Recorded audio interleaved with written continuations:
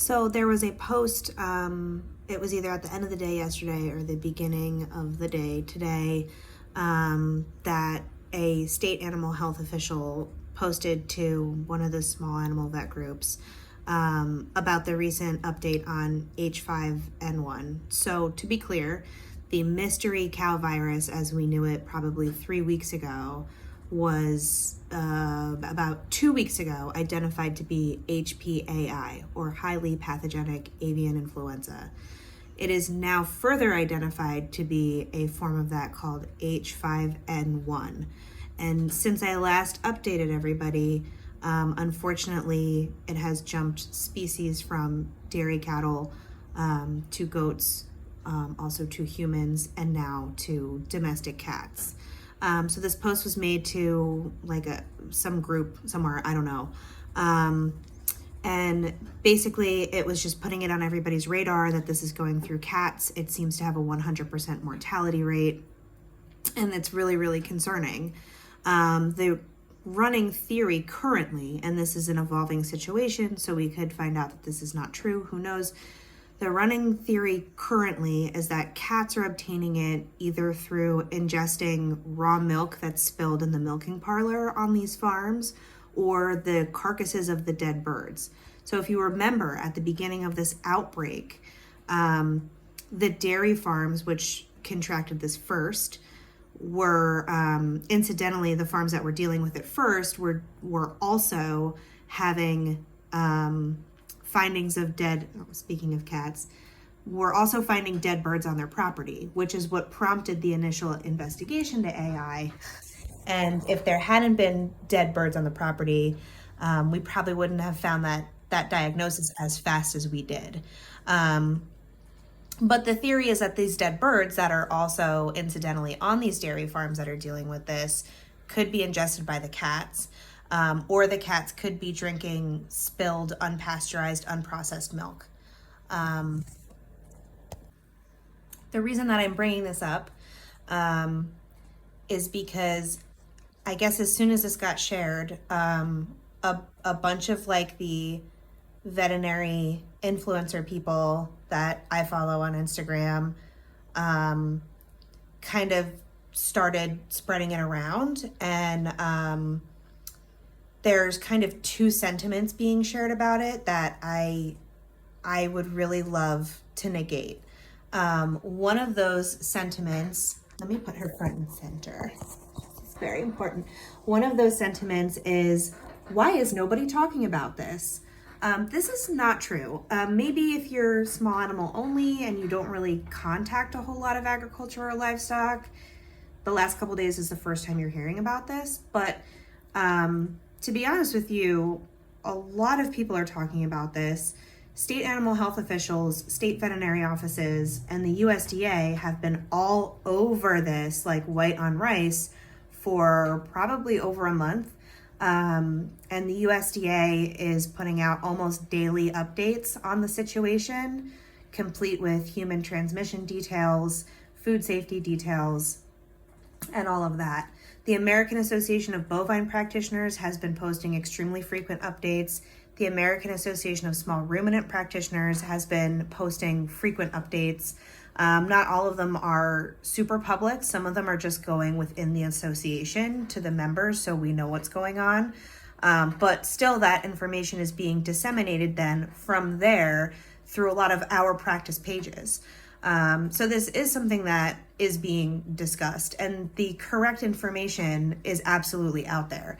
The states that are dealing with these outbreaks actively, which so far I think Texas is definitely one of them. I'm sorry, it's been a long day. The other ones are slipping my mind. But all of the states that are involved on their animal health department pages have news banners about this.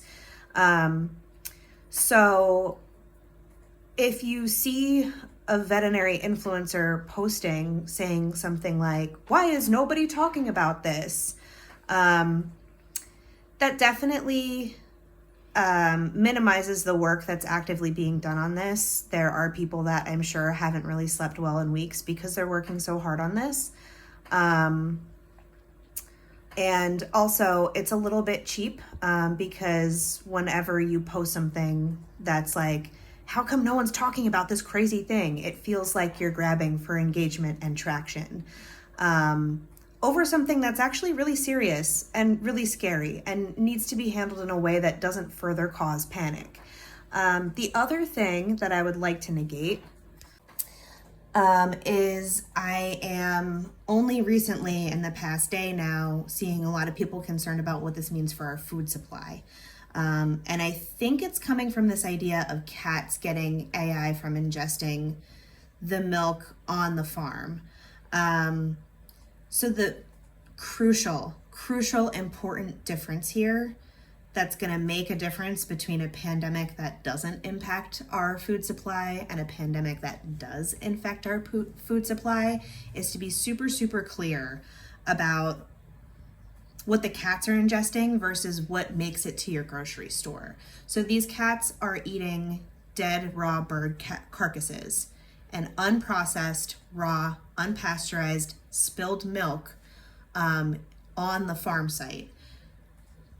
The meat that makes it to your store has been inspected. The milk that makes it to your store has been tested a lot of times. It has been pasteurized. And what we know from food safety history is that pasteurization kills bacterial and viral pathogens in an extremely safe, consistent, reliable manner. And if you cook poultry meat to the correct internal temperature using a meat thermometer, that also kills bacterial and viral pathogens. But putting a concern out there about food supply is potentially a much more dangerous thing to do than panicking over a pandemic. I don't think people realize how financially vulnerable the economy is when it comes to food supply. So if people stop having confidence in the safety of their milk or their meat supply, that can do this sort of damage to those industries that we can't come back from. So please remember that we live in a country with extremely safe food. There's a lot of regulations in place to ensure that our food is really safe. And if this mode of transmission is affecting cats this way, it is likely because, and this has yet to be even proven, these two routes of transmission, the eating the dead birds and the ingestion of milk or whatever, it is because they're not drinking milk from the grocery store, they're not eating chicken that's been cooked to the correct temperature, they're eating raw dead birds and unprocessed, unpasteurized milk.